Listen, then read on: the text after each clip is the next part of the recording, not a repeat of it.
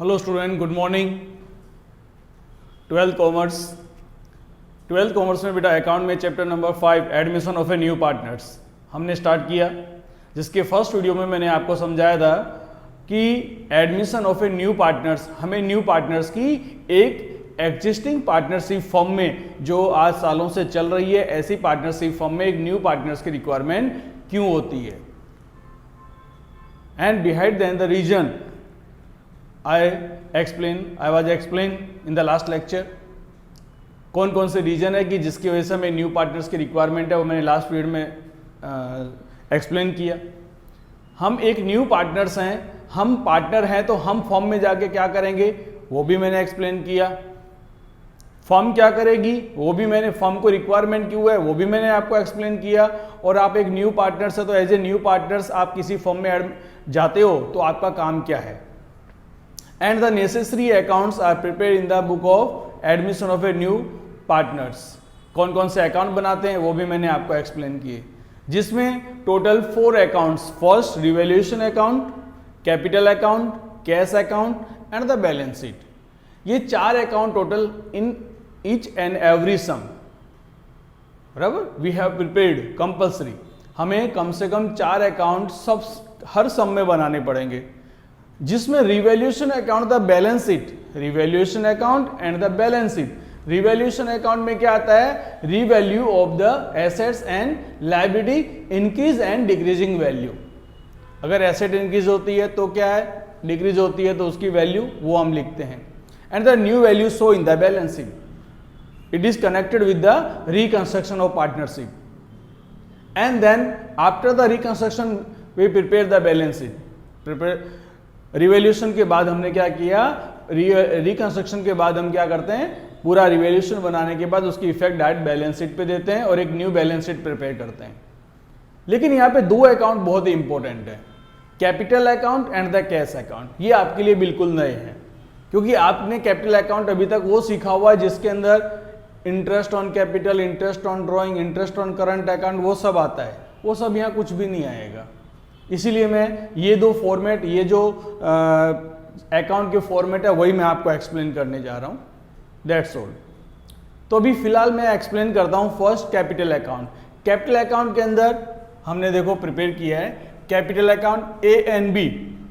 ये ए और बी कौन है, ओल्ड पार्टनर्स, और सी कौन हुआ, न्यू पार्टनर्स। याद रखना, बैलेंस शीट में देखने का, एडमिशन के किसी भी चैप्टर में, किसी भी सम में याद रखना कि कितने पार्टनर बैलेंस शीट में दिए गए, एक कॉलम एक्स्ट्रा बनाने का, और वो एक्स्ट्रा कॉलम किसका होगा, न्यू पार्टनर का होगा। और साथ साथ में आज का हमारा मेन टॉपिक क्या है, एक्सप्लेनेशन ऑफ गुडविल। गुडविल के पॉइंट अलग अलग सम में अलग अलग तरह से आएंगे, वो मैं आज आपको एक्सप्लेन करने वाला हूं। उसको ध्यान से अंडरस्टैंड करना है, क्योंकि 3rd लेक्चर में सम स्टार्ट हो जाएंगे हमारे। तो मैं ये समझता हूं, I understand you know very well about the revaluation account and the balance sheet, then I will explain only capital account and the cash account। first one, जब भी कोई सम स्टार्ट करते हो एडमिशन का तो उसमें 4 स्टेप लेने के। कौन से, there are 4 step starting the adjustment, before starting the adjustment. Adjustment की तरफ आप जाओ उससे पहले आपको क्या करना है, बैलेंस शीट में से डायरेक्ट 4 इफेक्ट लेनी है। कौन सी 4 इफेक्ट लेनी है मैं आपको बता देता हूं। First, balance BF, by balance BF. जो भी ए और बी ओल्ड पार्टनर है उनका जो भी बैलेंस है वो हम लिखेंगे। उसके बाद आपको याद होगा चैप्टर नंबर 4 में there are 7 type of reserve. उस रिजर्व में से यदि कुछ भी दिया गया होगा तो ओल्ड पार्टनर्स ओल्ड रेशियो में डिस्ट्रीब्यूट कर लेंगे। और वो चीज क्या दी हो सकती है, यहां सभी नहीं आएंगे, जो सम में बैलेंस शीट में दिए गए हैं वो अपने डिस्ट्रीब्यूट करने का, लेकिन जो खास करके देखने को मिलते हैं वो मैं लिख देता हूं तो आपको थोड़ा सा ध्यान रहेगा। General reserve account, workman accident compensation fund account, profit and loss account, credit balance अगर लायबिलिटी में दिया हो तो, reserve fund account,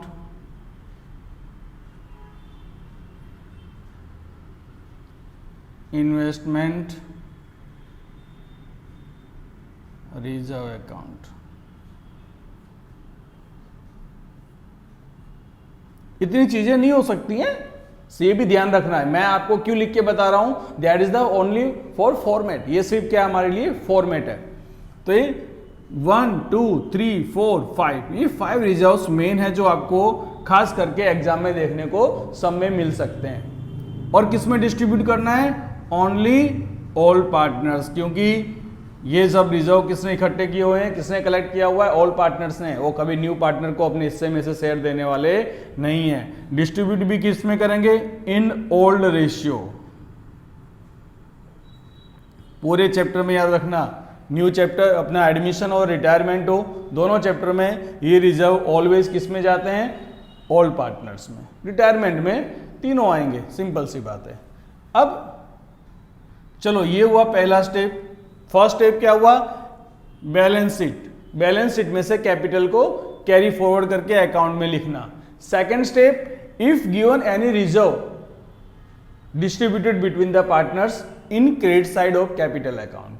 capital account में क्रेडिट साइड में डिस्ट्रीब्यूट कर देने का। हाँ, कभी कभी डेबिट साइड में भी आता है, तो डेबिट साइड में क्या आ सकता है, to profit and loss account. ये कौन सा हुआ, डेबिट बैलेंस। दूसरा एडवर्टाइजमेंट सस्पेंस अकाउंट। ये दो में से कोई भी चीज हो सकती है। तो इतनी चीजें अपने को कंफर्म लिखनी है। तो पहली चीज ये हुआ, पहला स्टेप क्या हुआ हमारा, बैलेंस कैरी फॉरवर्ड करना। सेकंड स्टेप क्या हुआ, रिजर्व डिस्ट्रीब्यूट करना। Third step, to balance BF. जो भी बैलेंस अपने को बैलेंस शीट में दिया गया होगा कैश अकाउंट में, वो कैश अकाउंट में आप ट्रांसफर करोगे। That is the third step. ये जो मैं स्टेप वर्ड यूज कर रहा हूं, अगर आपने इसको सीरियसली सुन लिया तो 8 में से 3 मार्क्स आपके कहीं नहीं गए। तो 3 मार्क्स तो आपको ये 4 स्टेप खाली फॉलो कर दोगे तो ही मिल जाएंगे, बाद में सम स्टार्ट होगा। तो फर्स्ट स्टेप कैपिटल का बैलेंस ट्रांसफर करना, सेकेंड स्टेप रिजर्व डिस्ट्रीब्यूट करना, थर्ड स्टेप कैश अकाउंट में ओपनिंग बैलेंस ट्रांसफर करना, कैश का बैलेंस ट्रांसफर करना, and fourth step, if goodwill show in the balance sheet, if goodwill show in the balance sheet then it is distributed between to all partners in debit side। मैं लिख देता हूं, so in जो goodwill अगर balance sheet में दी गई है उस बैलेंस शीट में से गुडविल को लेके जैसे रिजर्व डिस्ट्रीब्यूट करते हैं ऐसे ही ऑल पार्टनर्स के साथ में के बीच में डिस्ट्रीब्यूट कर देते हैं। न्यू पार्टनर्स में कुछ नहीं आएगा। तो कहने का मतलब क्या हुआ, ये 4 स्टेप आपको सब में याद रखने पड़ेंगे। पहला स्टेप कैपिटल फॉरवर्ड करना, सेकंड रिजर्व डिस्ट्रीब्यूट करना, थर्ड कैश बैलेंस ट्रांसफर करना, फोर्थ अगर बैलेंस शीट में गुडविल दी गई है उस गुडविल को न्यू गुडविल के साथ कोई कनेक्शन नहीं होता है, तो जो ओल्ड गुडविल है उसको फर्म में से हटा दिया जाता है। हटाने का मतलब ये हुआ कि पार्टनर्स आपस में क्या करते हैं, राइट ऑफ कर लेते हैं। किसमें, इन ओल्ड रेशियो। ये भी मैं लिख देता हूं, चलो, इन ओल्ड रेशियो।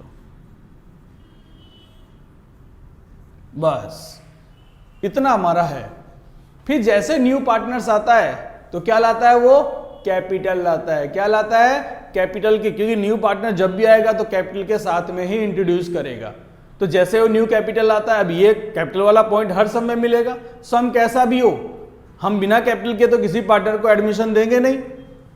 तो वो जैसे ही कैश फॉर्म में लाएगा तो क्या एंट्री होगी, cash account debit to partners capital account. तो यहां लिखेंगे cash account debit, that means C capital account, और इधर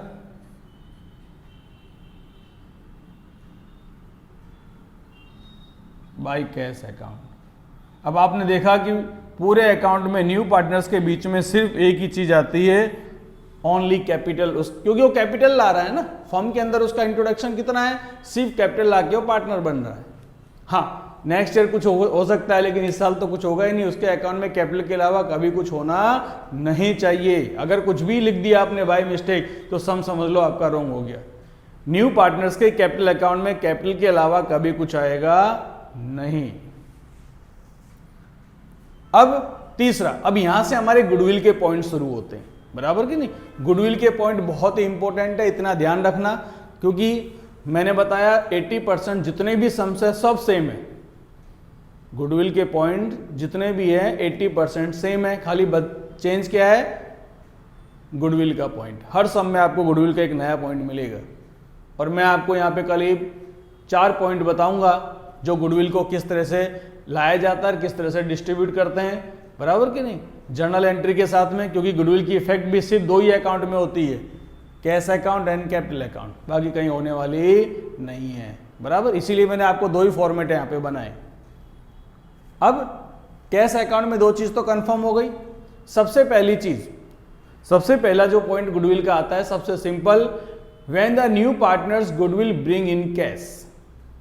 क्या है, when the new partners goodwill bring in cash.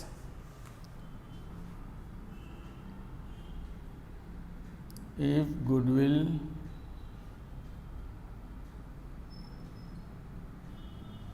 new partners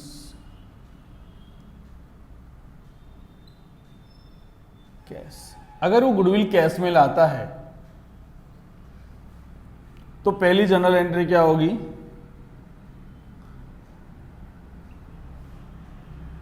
cash account debit to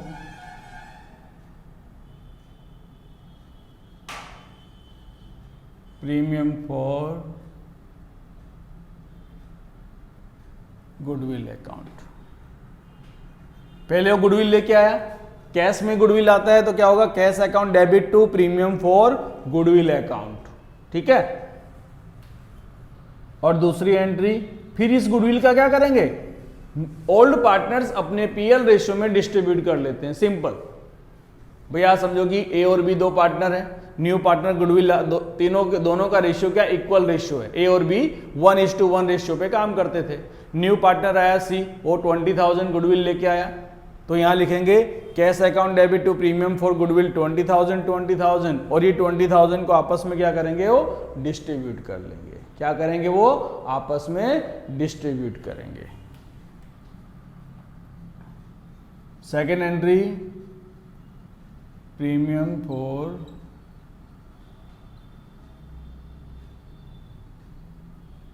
goodwill account to A capital account to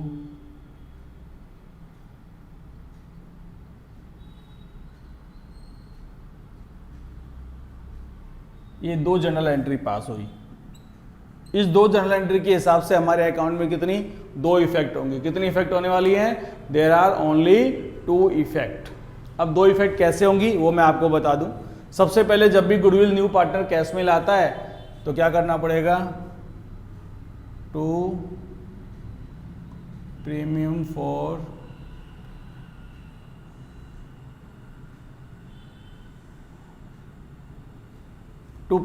goodwill account लिख दिया हमने। यहां पूरी amount लिखी जाएगी और यहां पे बाय प्रीमियम फॉर गुडविल, इन दोनों के बीच में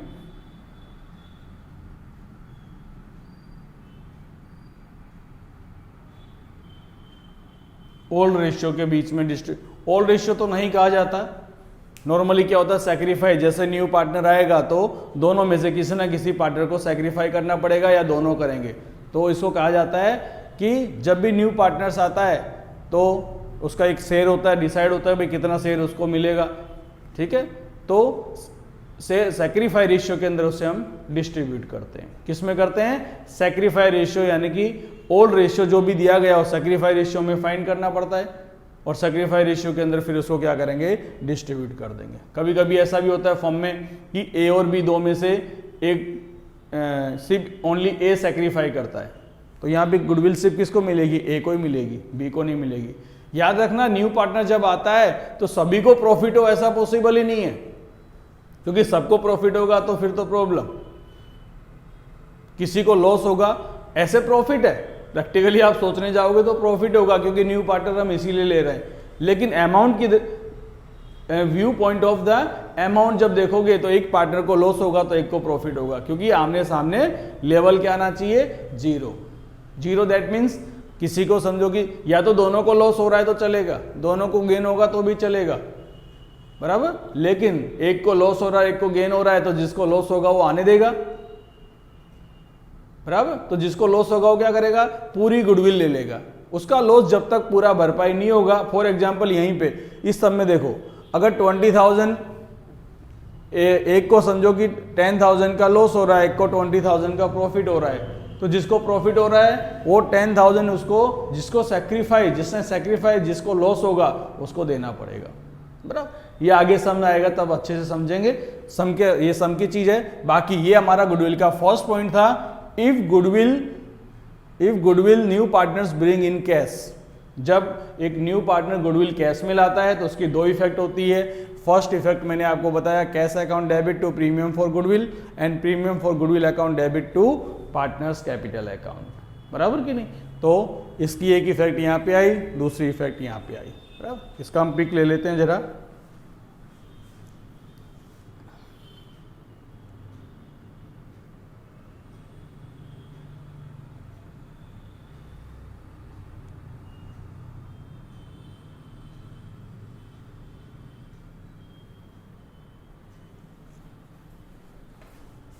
अब सेकेंड पॉइंट पे जाते, सेकेंड पॉइंट में क्या आता है कि न्यू पार्टनर्स जब भी गुडविल आता है तो जितना उसका हिस्सा है उतना पूरा का पूरा कभी कभी नहीं ला सकता है। तब हम क्या करेंगे मैं बताता हूं आपको। हो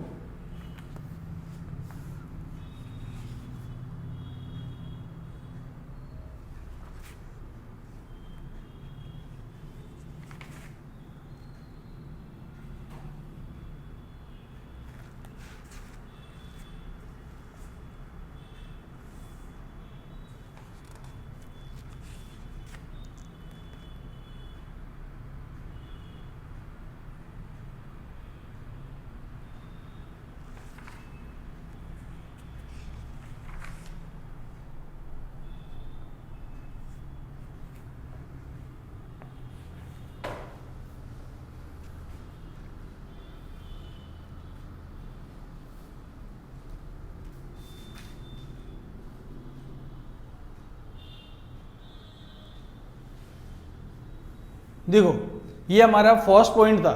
सेकेंड पॉइंट क्या है, when the new partners bring in goodwill, if goodwill new partners bring in cash and he bring some partial amount या some amount of his shares. For example if goodwill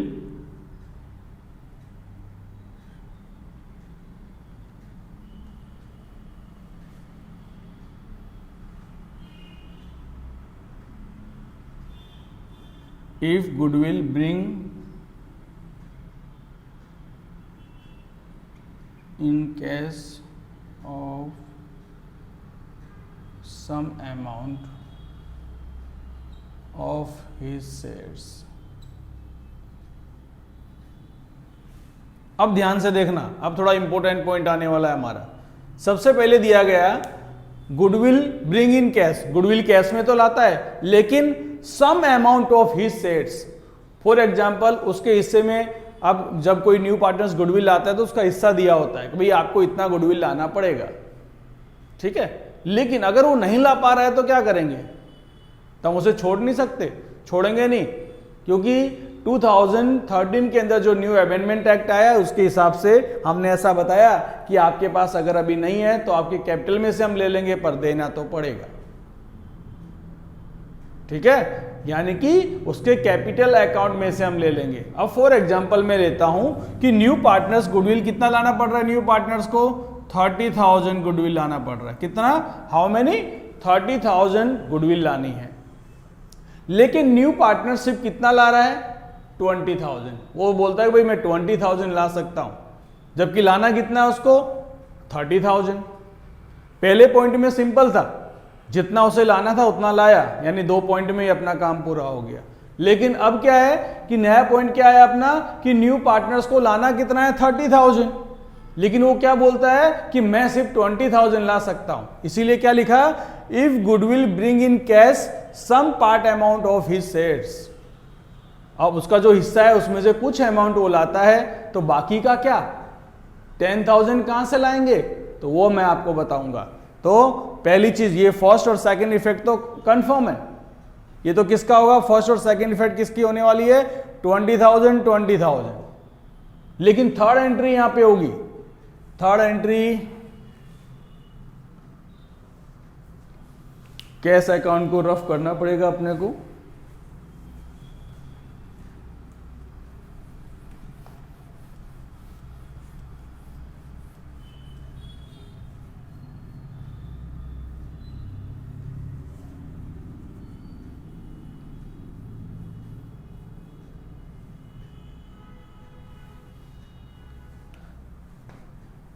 third entry मैं यहां कर देता हूं, उसको समझ लेना भाई, दोबारा लिखेंगे तो वीडियो ज़्यादा बड़ा हो जाएगा।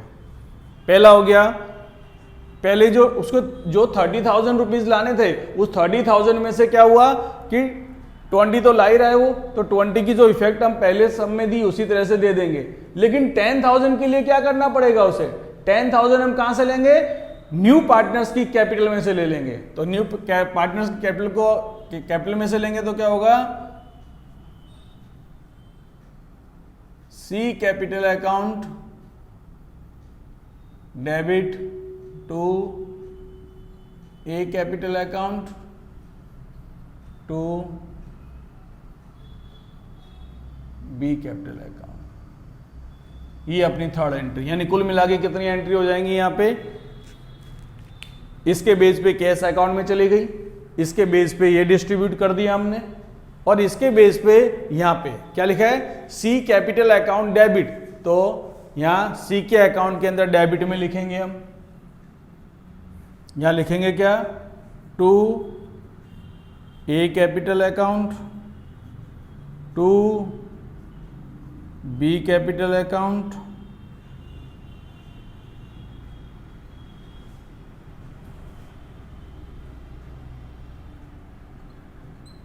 सी में से अमाउंट कम हो गई। देखो अब फॉर एग्जाम्पल वो अगर वो 1 लाख लाता है तो 10,000 उसकी कैपिटल में से ले लेंगे, और यहां लिखेंगे हम बाय सी कैपिटल, तो सी में डैश हो गया, इन दो में अमाउंट आ जाएगी।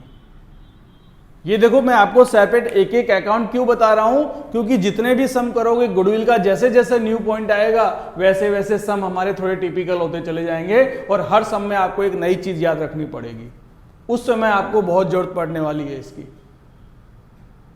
ठीक है ना। इसीलिए मैं आपको गुडविल के पॉइंट बहुत ही बारीकी से समझा रहा हूं, अकाउंट की इफेक्ट के साथ बता रहा हूं कि अकाउंट में जर्नल एंट्री की इफेक्ट क्या होगी।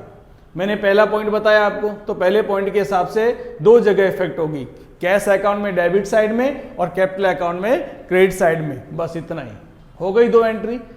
लेकिन सेकंड पॉइंट क्या था, if goodwill bring in cash of some amount of his shares, यानी कि न्यू पार्टनर्स गुडविल लाता तो है लेकिन पूरी गुडविल नहीं ला पाता, तो पूरी जो नहीं ला पाएगा तो जितनी ला पाएगा उसकी पहली 2 एंट्री करेंगे, बराबर। चलो एक एग्जांपल जैसे मैंने लिया 30,000, तो 30,000 में से 20 ला रहा है, 20 इक्वल शेयर्स है, दोनों के बीच में 10 हो गया, इसकी इफेक्ट हो गई। और बाकी जो बचा 10,000, वो 10,000 कौन देगा, उसकी कैपिटल अकाउंट में से निकाल लेंगे, डिस्ट्रीब्यूट कर लेंगे, खत्म हो गया पॉइंट। यानी कहने का मतलब अब इसकी प्रैक्टिकल इफेक्ट यहां पे अपने को देनी रहेगी। एक कैश अकाउंट में 20 दे चुके हम, यहां पे लिखेंगे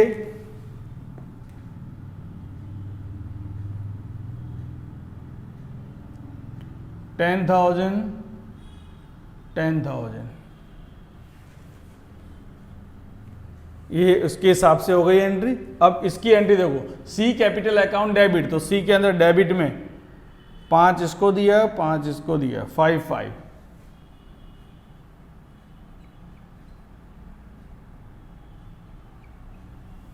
ये हो गया अपना सेकेंड पॉइंट। सेकेंड पॉइंट में इतनी इफेक्ट अपने को देनी पड़ेगी। तो कैपिटल अकाउंट और कैश अकाउंट में ही गुडविल की इफेक्ट होती है, न रिवैल्यूएशन अकाउंट में होती है और न ही बैलेंस शीट में होती है, बराबर कि नहीं। तो आपको ये दो अकाउंट को बहुत ही ध्यान से और अंडरस्टैंड करना, और उसमें भी कैश तो बिल्कुल सिंपल, जब न्यू पार्टनर कैश गुडविल में लाएगा तो ही एंट्री होगी, नहीं तो नहीं होगी, बराबर कि नहीं। ऐसा भी पॉइंट आने वाला है अपना। तो गुडविल को यहां पे सबसे ज्यादा अंडरस्टैंड करना है। अगर गुडविल को आप अंडरस्टैंड नहीं कर पाओगे तो मैं आपको लिख के देता हूं, एक सम भी आप सॉल्व नहीं कर पाओगे। पहला पॉइंट क्या था, जब न्यू पार्टनर्स कैश गुडविल में लाता, कैश गुडविल कैश में लाता है तब। तो क्या करते हैं हम, ओरली प्रैक्टिकल बोलना सीखो।